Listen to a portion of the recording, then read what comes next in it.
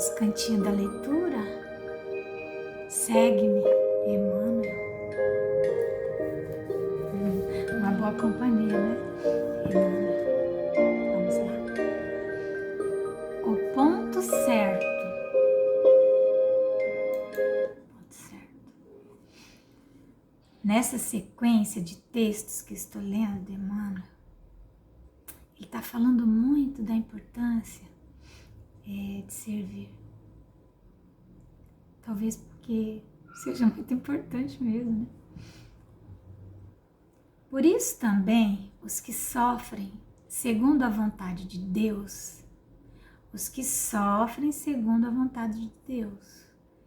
encomendam as suas almas ao fiel Criador na prática do bem. Pedro, porque há os que sofrem, mas que não é vontade de Deus. É o sofrimento do ciúme, sofrimento da inveja, né? Sofrimento que deriva da nossa imprudência, da nossa negligência. Então esse sofrimento, ele não vem de Deus, né? Mas os que sofrem segundo a vontade de Deus encomendem as suas almas ao fiel Criador. Onde? Na prática do bem. Prática, porque o bem, gente, ele é uma prática.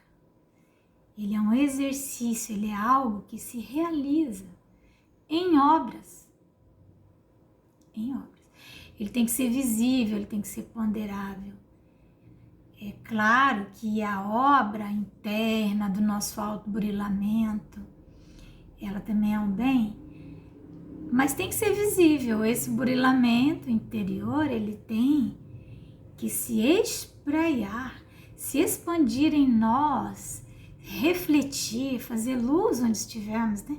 Senão, que burilamento foi esse, né? Que evolução foi essa? A verdade é essa. Então, isso é Pedro, né? Primeira Epístola de Pedro, capítulo 4, 19. Então, vamos lá. Basta que o sofrimento nos alcance de leve e sentimos-nos para logo necessitados da assistência divina. Bastou sofrer um pouquinho, né? Aquele espinhozinho no dedo, cisco no olho. Gente, já pararam para pensar o que é um cisco no olho? Um cisco no olho, gente, destrói o nosso dia. Acredite. Um cisco no nosso olho passa a ter uma importância maior do que as guerras no Oriente, do que as enchentes, as tsunamis. Quando nós estamos com cisco no olho, nós não conseguimos pensar em nada. Ainda quando filosofias negativistas nos tenham desfigurado o raciocínio ou a palavra, se o perigo nos ameaça, secreta intuição nos afirma que Deus zela por nós e para Deus nos voltamos de imediato. Cisco no olho, a gente já fala, ai meu Deus, cisco no olho, não precisa muita coisa não.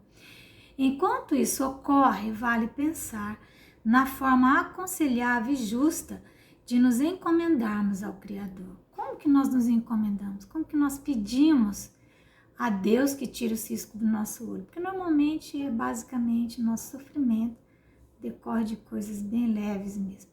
De certo que muitas maneiras existem de preparar semelhante ato de confiança, tais como a oração que sublima e o estudo que esclarece, o trabalho que realiza e o entendimento que reconforta.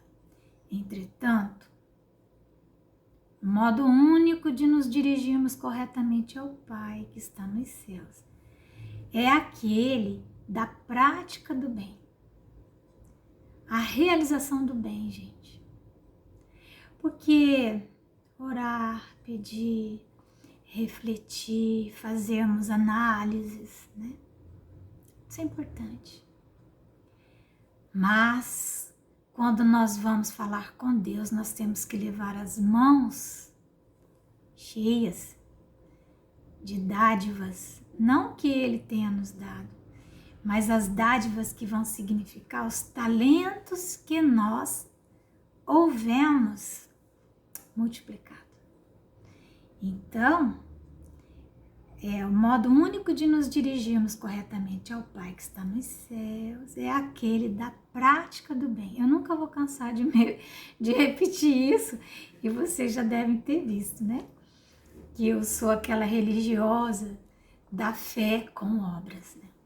Não nos iludamos, mas dia menos dia, todos sofrem. Todos sofrem. Até porque a justiça de Deus está na maneira como nós encaramos o sofrimento. Todas as pessoas da terra sofrem igual, pelas mesmas coisas. É diferente das alegrias, está no Evangelho. As alegrias são diferentes. Tem pessoa que fica feliz porque ganhou dinheiro, tem pessoa que fica feliz porque está com saúde, tem pessoa que fica feliz porque casou, outras porque separaram. Então, os motivos das nossas alegrias, eles são diferentes. Mas o sofrimento é a prova da justiça de Deus, né? Cisco no olho dói em todo mundo. Pode ser a pessoa mais cheia de posses da terra, né? Se ela tiver com cisco no olho, ela não vai estar confortável, ainda que esteja num hotel, na suíte presidencial de um hotel 5 estrelas. Há, contudo, quem sofra com revolta, com desânimo, com desespero, com rebeldia, perdendo o valor da prova em que se vê. Convençamos-nos assim, sejam quais forem as circunstâncias em que nos achemos, que o processo exato de nos encomendarmos à providência divina será, na essência, auxiliar, abençoar, desculpar e servir, sempre e sempre, em toda parte, porquanto o serviço ao próximo é o ponto certo de nossa ligação com Deus. Porque o serviço é porque quando nós estamos trabalhando, quando nós estamos arando, mais do que orando, nesse momento nosso sistema mediúnico começa a trabalhar de forma correta. Nós nos alinhamos com a nossa missão, com a nossa tarefa.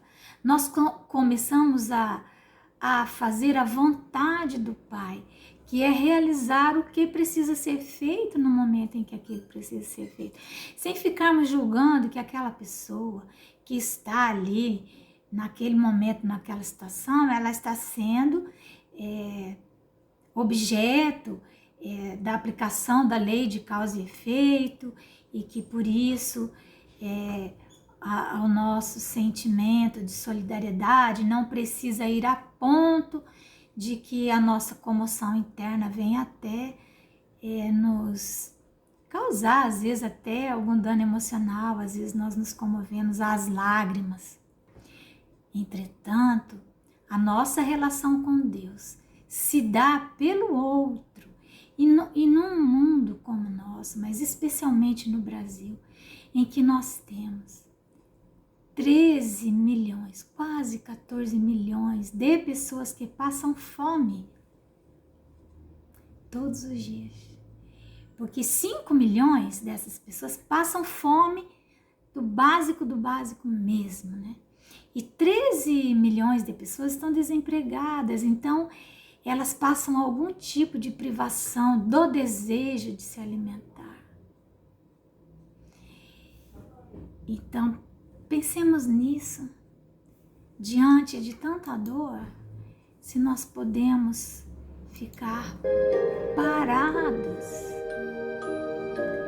Se é justo pedirmos a Deus que nos livre daquele cisquinho no olho, quando nosso irmão vive cego, porque não consegue ler a placa de um ônibus, porque é analfabeto, porque não tem acesso à educação, tantas coisas. Que Jesus nos abençoe.